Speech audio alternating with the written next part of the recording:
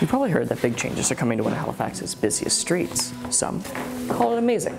Others, well, they have concerns. But personally, we like to believe that Gottingen Street is really just getting a facelift, or better yet, a much-deserved spa day.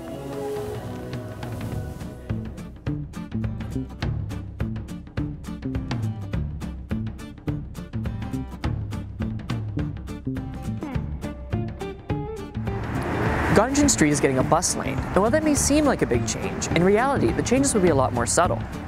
The municipality is massaging out the wrinkles and revitalizing the skin, and just to make sure the street looks, feels, and functions at its best, they're adding some accessories and a little bit of contouring to make it all pop.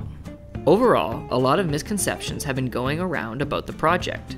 Things like there'll be no parking ever on the street, loading won't be permitted, and even that buses will just be zooming down Gottingen.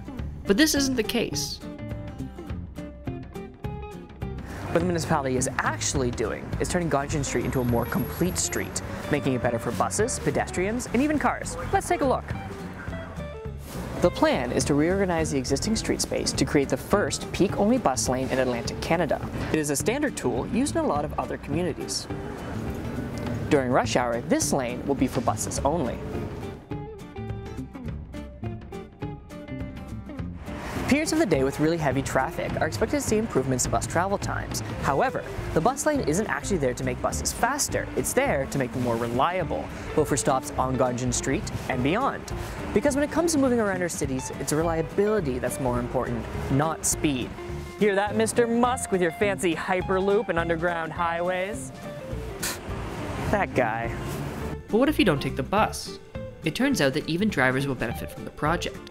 By separating transit, cars will not have to worry about buses merging in or out of traffic, and it's one less vehicle sitting in front of you at the lights. Pedestrians will also benefit from the sidewalk extensions and shorter crosswalks being installed at 3 side street crossings along Gottingen Street.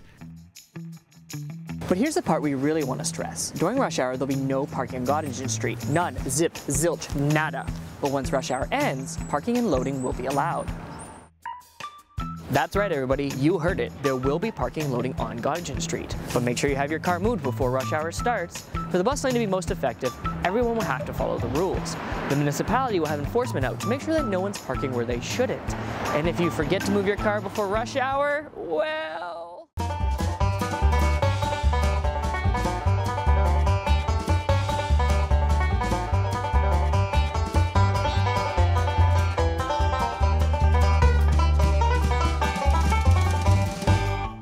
Now, what if you're a cyclist? Well, for you, nothing's really going to change. If you're riding your bike in the bus lane during rush hour times, stay close to the curb as you normally would.